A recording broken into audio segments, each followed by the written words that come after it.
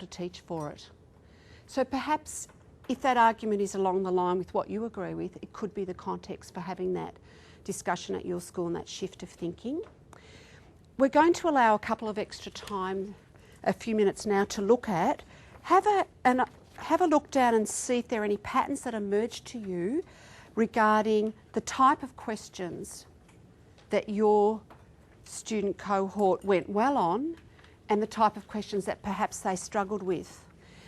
If you do it at grade 3 and 5 at school, you can get some comparison that way as well. And it's very close, really. Yeah. Yeah, it's not far, but then when you get to the when other you get one, grade 5, there's big gaps between state. It's pretty close.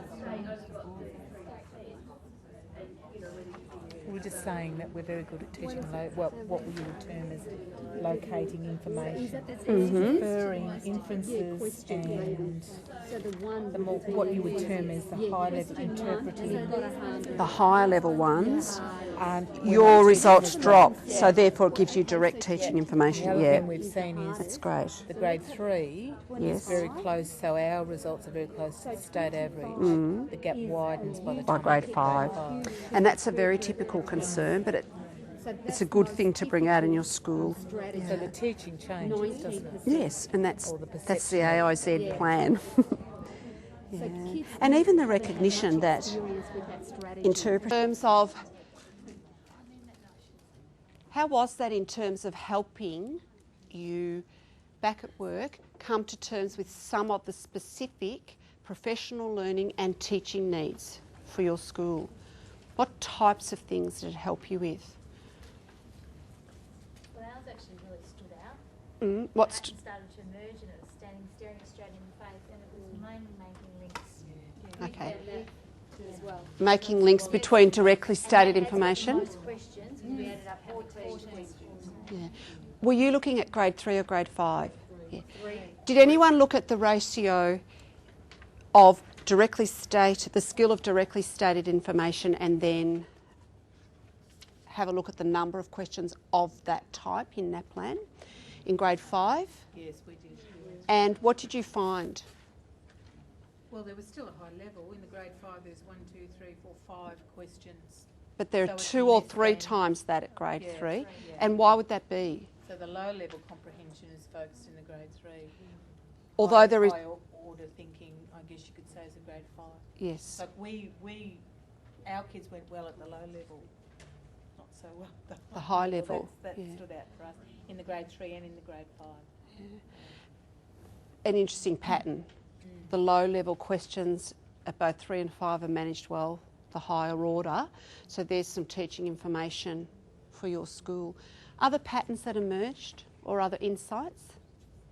I thought it was great as a Prep 1 teacher just to see the questions and what we need to work on in grade Prep 1 as well. Yeah. How we can simplify that and that into our reading program. Yeah. That's a really important point. We're actually going to look at how it might look in Prep to 2 and how we might build those things in.